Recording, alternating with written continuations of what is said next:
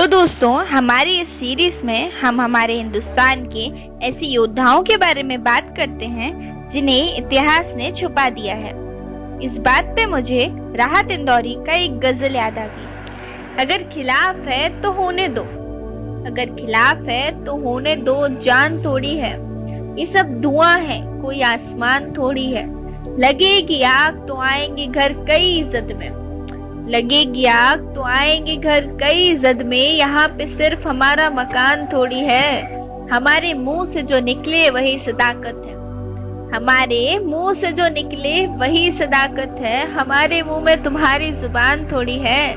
मैं जानता हूँ कि दुश्मन भी कम नहीं, मैं जानता हूँ कि दुश्मन भी कम नहीं, लेकिन हमारी तरह हथेली पे जान थोड़ी है। जो आज साहिबे मसनद है कल नहीं होंगे, जो आज साहिबे मसनद हैं कल नहीं होंगे। किराएदार है जाति मकान थोड़ी है, सभी का खून है शामिल यहाँ की मिट्टी में, सभी का खून है शामिल यहाँ की मिट्टी में। किसी के बाप का हिंदुस्तान थोड़ी है। अब आप लोग बोलेंगे कि काफिर तो राहत इंदौरी का ये शेर आज क्यों सुना रही है। वो इसलिए क्योंकि ये बात बिल्कुल सही बैठती है। हिंदू समाज और कांग्रेस के कार्यकाल पे किसी एक धर्म के बाप का हिंदुस्तान समझ के उन्होंने पूरा देश उनके हवाले कर दिया। हमारे संविधान के होते हुए धारा 370 मुस्लिम पर्सनल लॉ बोर्ड का प्रिविलेज सिर्फ एक विशेष कम्युनिटी को दे दिया।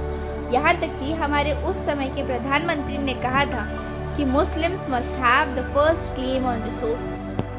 जहाँ जरा सी बात पे लोग अपने बाप का माल समझ के हमारे देश में दंगे कर आग लगा देते हैं, उनके विचारों का विरोध करने पे उनके गले काटने के फतवे जारी कर देते हैं। ये लाइन मैं उन्हीं को कहना चाहूंगी कि सभी का खून है शामिल यहाँ की मिट्टी में, सभी का खून है शामिल यहाँ की मिट्टी में। मुसलमानों, तुम्हारे बाप का हिंदुस्तान थोड़ी है।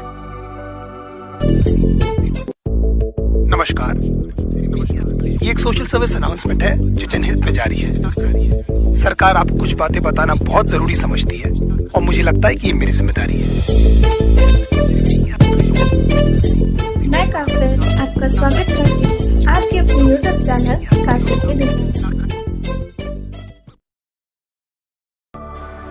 दोस्तों, हमारे देश की ये विडंबना है कि हमारे इतिहासकारों ने हमारे पूरे इतिहास की ही कंट्रोल वैसे जहां हमारे इतिहास के पन्नों में मुगलों के बारे में पढ़ाया जाता है, वहीं हमारे हिंदू राजा जैसे कि राणा सांगा, राजा सुहेल देव, छत्रपति शिवाजी, रंजीत सिंह, महाराणा प्रताप के बारे में क्यों नहीं पढ़ाया जाता। जहां हमारे इतिहास में हमें ये पढ़ाया जाता है कि कैसे गांधी जी ने चरखा चला के हमें आजादी दिला दी। वो सॉन्ग है ना, अरे क्या था, हाँ याद आया, दे दी हमें आजादी बिना खड़ग बिना ढाल, साबरमती के संत तूने कर दिया कमाल। तो भाई, सुभाष चंद्र बोस की सेना क्या बर्मा से वाराणसी तक अंग्रेजों की फौज के साथ कुइयां छील रहे थे।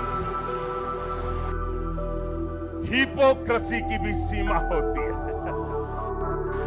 और यही सेम चीज आरएसएस के साथ भी हुई, क्योंकि अनेक इतिहासकारों का मानना है कि आरएसएस का योगदान भारतीय स्वतंत्रता संघर्ष के आंदोलन में इसलिए नहीं दिखता क्योंकि आरएसएस ने कोई योगदान दिया ही नहीं। और कुछ इतिहासकारों ने तो यहाँ तक कह दिया कि आरएसएस ने आजादी की लड़ाई में योगदान देने की बजाय अंग्रेजों का सहयोग किया था। वैसे इतिहासकार ऐसा इसलिए भी करते हैं ताकि मुस्लिम लीग को आलोचना से बचाया जा सके, क्योंकि अब ये तो सब जानते हैं कि भारत के 2 टुकड़े मुस्लिम लीग ने ही करवाए थे। अबे साले, अबे साले, अबे साले, जो माफ करना, मैं जो तमीज से मैं इधर निकल। खैर, आज हम बात कर रहे हैं संघ की। संघ की स्थापना 1925 की विजयदशमी पर हुआ था। डॉक्टर केशवराम बलीराम हेडगेवार खुद एक स्वतंत्रता सेनानी थे। वह ऐसे कुछ एक आंदोलनकारियों में शुमार हैं जिन्होंने भारतीय स्वतंत्रता संघर्ष की 3 प्रमुख आंदोलन, असहयोग आंदोलन, सविनय अवज्ञा आंदोलन और भारत छोड़ो आंदोलन में भाग लिया। वैसे डॉक्टर हेडगेवार जी का उद्देश्य राष्ट्रीय स्वाधीनता ही था और आरएसएस के स्वयंसेवक को जो प्रतिज्ञा दिलाई जाती है उसमें राष्ट्र की स्वतंत्रता के प्रति तन मन धन से पूर्ण आजन्म और प्रामाणिकता से प्रयत्नरत रहने का संकल्प होता है, जो कि कुछ इस प्रकार है। देश को आजाद कराने के लिए मैं संघ का स्वयंसेवक बना हूँ। मतलब हद ही है। आरएसएस की स्थापना का मूल उद्देश्य राष्ट्र सर्वोपरि हो। जहाँ शपथ में देश को आजाद कराने की बात है, वो संघ ने देश के लिए कुछ किया ही नहीं। मतलब ये बिक गई है गवर्नमेंट, अब गवर्नमेंट में कुछ नहीं है। ये बहनचोद सारे मिलके हमको पागल बना रहे हैं, मादर चौथ के बच्चे इतने गांड फटी के ये बड़वे। अब आइए थोड़ा देखें कि आरएसएस ने देश की उन्नति और आजादी के लिए क्या क्या योगदान दिए। फॉरवर्ड ब्लॉक के लिए सुभाष चंद्र बोस डॉक्टर हेडगेयर जी से मिलने आए और उनसे सहयोग मांगा था। इसके अलावा क्रांतिकारी दल अनुशीलन समिति की भी सहायता संघ के स्वयंसेवक ने की थी। जब भी क्रांतिकारी को अपने उद्देश्य के लिए छिपना होता तो उन्हें सहयोग संघ के सेवक ही करते थे। इसके अलावा जब 1929 में लाहौर अधिवेशन में पूर्ण स्वराज के प्रस्ताव पारित हुआ और 26 जनवरी 1930 में देश भर में तिरंगा फहराने का आह्वान किया, तो देश भर में संघ ने अपनी सभी शाखाओं में भी तिरंगा झंडा फहराया था। अब ये तो आरएसएस के देश प्रेम की बात को साबित कर ही देता है। तो आइए अब आपको उनकी कुछ उपलब्धियों से भी मिलवा दें। वैसे ही इलियास भाईजान ने आरएसएस के ऊपर एक और आरोप लगाया था कि वो मनुवाद या छुआछूत को बढ़ावा देते हैं। अब आइए आपको इसके पीछे का सच भी बता दें।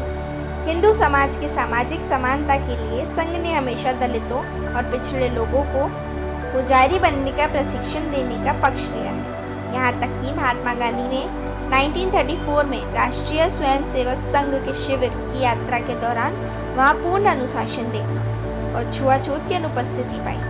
उन्होंने व्यक्तिगत रूप से पूछताछ भी की और जहां कि वह लोग एक साथ रह रहे हैं तथा एक साथ भोजन कर रहे हैं। अब इलियास जी, ये मैंने नहीं, गांधी जी ने ही कहा।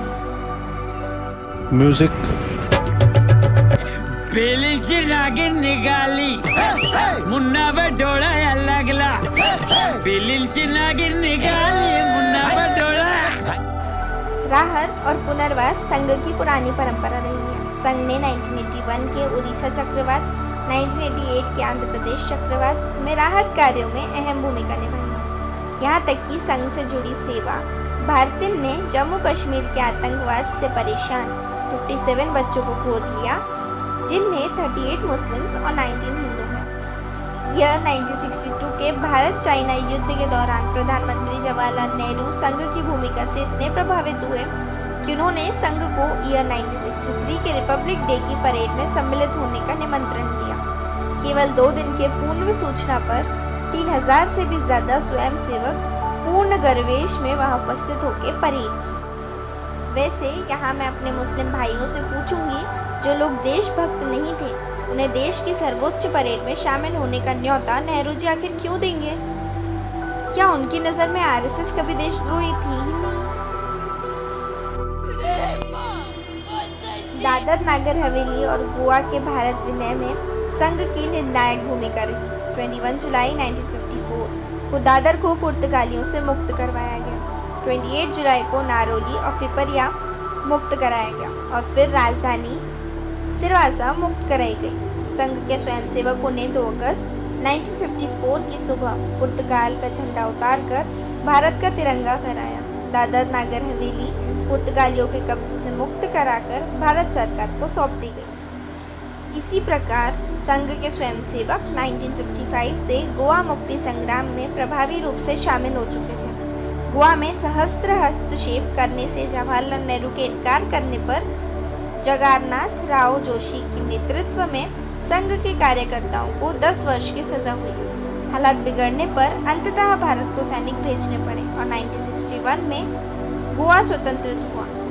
अब प्लीज मुझे ये बता दीजिए कि मुस्लिम लीग ने कितनी रियासत को भारत में विलय करवाया था? ये बातें बताई नहीं जाती, नजर लग जाती है। वैसे दोस्तों, आपको और कितनी उपलब्धि बताऊं? हर गांव-गांव, शहर-शहर में एजुकेशन के क्षेत्र में काम करना हो या कश्मीर में तिरंगा झंडा फहराना, ऐसे न जाने कितने ही काम आरएसएस ने किए हैं, लेकिन कभी वह श्रेय लेने नहीं गए, क्योंकि कि हमारी संस्कृति और हिंदू धर्म की पुस्तक भगवत गीता के अध्याय 2 श्लोक 42 में लिखा है कि कर्मण्यवाधिकारस्ते मा फलेषु कदाचन मा कर्म फल हेतुर्भुर्मा ते संगोस्त्व कर्मणि। मीन्स कर्म पर ही तुम्हारा अधिकार है, उसके फल पर नहीं। हे मनुष्य, तू अपने कर्म में विश्वास रख, कर्म करते जा, फल की चिंता मत। सही पकड़े हैं। और इसी बात का अनुसरण करती है आरएसएस। तभी उसने आज तक अपनी इन उपलब्धियों का कभी व्याख्या ही नहीं और ना ही जरूरी समझा। वैसे आपको जान के हैरानी होगी कि जिस आरएसएस को मुस्लिम समाज का दुश्मन कहा जाता है, वही आरएसएस का एक विंग है, मुस्लिम राष्ट्रीय मंच, जो कि मुस्लिम समुदाय के उत्थान के लिए कार्य कर रही है। तो दोस्तों, अब इन मुस्लिमों को थोड़ा अपना बाल नोचने देते हैं और इन्हें खोजने देते हैं कि आखिर ये बता दें कि मुस्लिम लीग ने भारत की आज़ादी के लिए क्या योगदान दिया। नहीं तो काफिर तो है ही आप सबके सामने सच लाने के लिए, जो शायद इसके बाद की वीडियो में होगा। तो चलिए बंद करते हैं आज का काम। जय श्री राम। सनातन धर्म है, भगवा हमारा है आवरण, भारत के हिंदू शेर में छत्रपति शिवाजी उदाहरण। देशभक्त ये रक्त देश के आए काम ही आमरण, मैं पागल सा हिंदू हूँ, आजा बैठ करेंगे जागरण।